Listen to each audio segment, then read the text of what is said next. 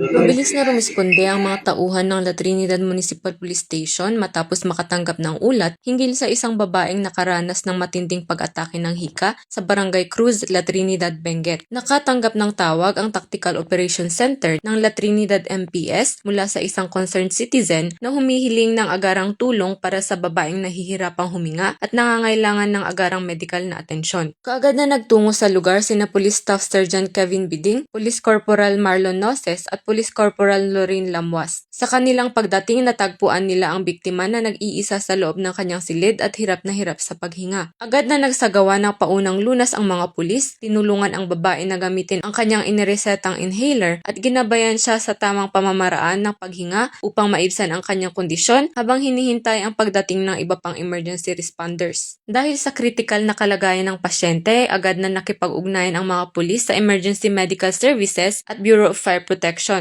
Sa pamamagitan ng mabilis na koordinasyon, ligtas na naihatid ang babae sa emergency room ng Benguet General Hospital upang mabigyan ng karampatang medikal na paggamot. Dahil sa maagap at mahusay na pagtugon ng mga pulis at iba pang emergency responders, naging matatag ang kondisyon ng babae at patuloy na nagpapagaling. Muling pinatunayan ng insidenteng ito ang kahandaan at dedikasyon ng Philippine National Police sa pagbibigay ng agarang serbisyo sa publiko, higit sa pagpapanatili ng kapayapaan at kaayusan. Ipinakita ng mga kapulisan na ang kanilang mabilis na pagkilos, mahusay na koordinasyon at taus-pusong malasakit ay may mahalagang papel sa pagliligtas ng buhay sa oras ng pangangailangan.